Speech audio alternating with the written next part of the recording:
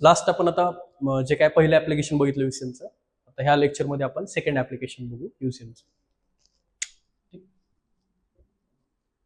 Second application is about well of death, or we said that wall of death. Well or wall of death.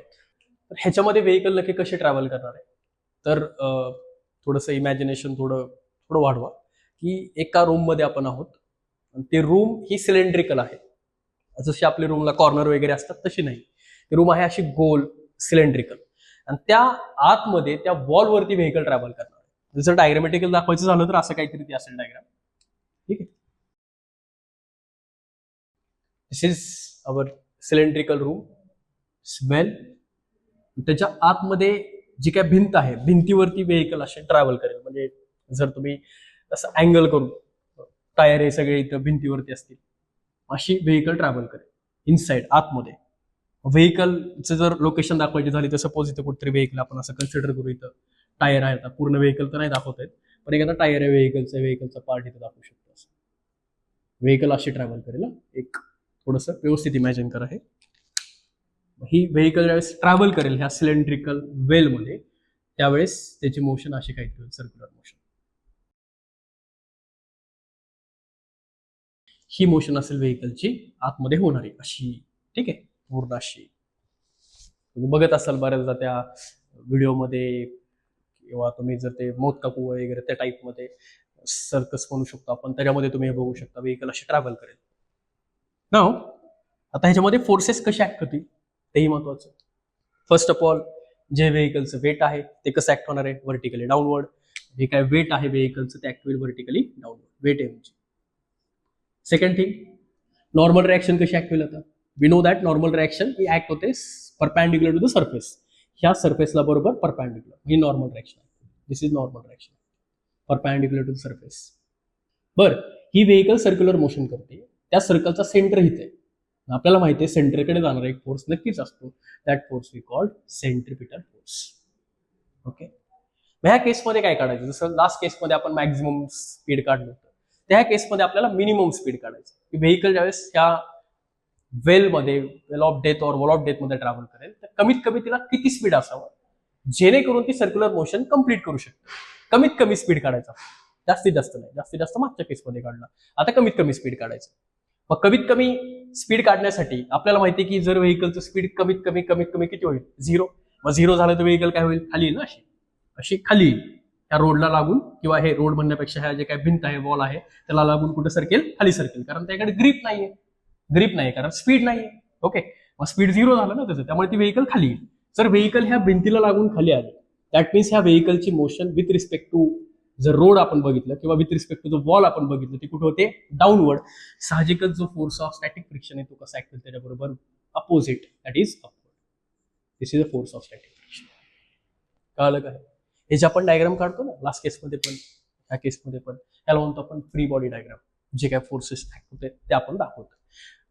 Weight acting vertically downward, normal reaction सरफेसला perpendicular, centripetal force toward the centre, आणि force of static friction opposite. कारण vehicle कुठे येईल, खाली. Force of static friction बरोबर act होईल त्याच्या opposite. तीच मेथड जी आपण लास्ट यूज केली ती मेकॅनिक्स मेथड म्हणतो आपण ह्याला. Summation of all the vertical forces 0.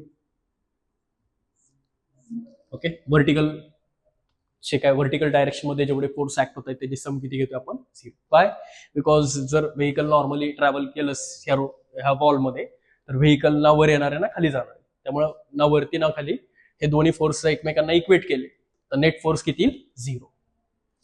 बरोबर आहे. एफ एस वरती आहे प्लस घेऊ, एमजी कुठे आहे, खाली आहे, त्यामुळे मायनस घेऊ. F s minus m g is equal to 0.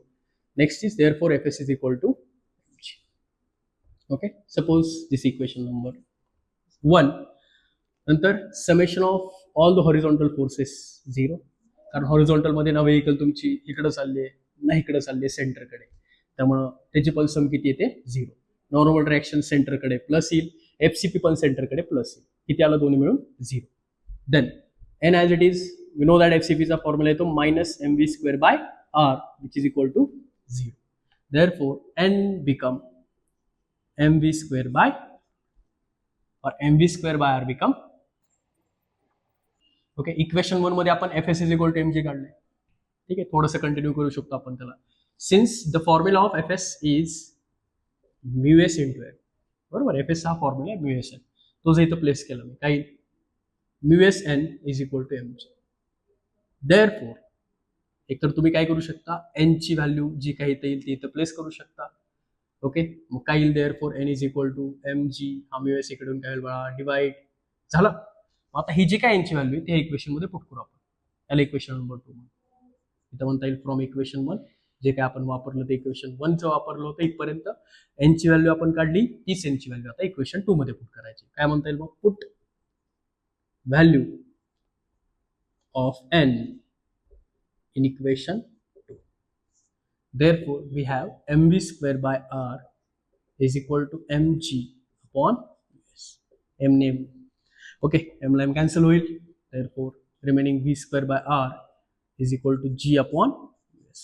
हा r जो इकडे डिवाइड आहे तो इकडे होईल multiply r g upon s.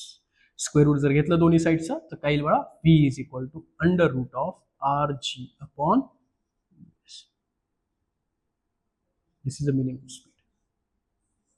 त्याला मिनिमम स्पीड का म्हणतोय आपण, कारण कमीत कमी तुम्ही एवढं स्पीड द्या व्हेकलला जेणेकरून ती सर्क्युलर मोशन कंप्लीट करू शकते. जर हे जे काय तुम्ही टाकणार इथं आर ची व्हॅल्यू, रेडियस, जी ची व्हॅल्यू, म्यूएस ची व्हॅल्यू जर तुम्ही टाकली, सपोज हे स्पीड आलं 20चं, तर तुम्हाला व्हेकलचं स्पीड किती कमीत कमी ठेवायचं, 20. 20 पेक्षा जास्त झालं तर काय अडचण नाहीये, पण 20 पेक्षा जर कमी झालं तर व्हेकल सर्क्युलर मोशन करणार नाही, व्हेकल खाली बॅलन्स होणार नाही. त्यामुळे कमीत कमी कितीच ठेवायचं तुम्हाला, जे कमीत कमी येईल तेवढं कमीत कमी स्पीड तुम्हाला इथे ठेवावं लागेल.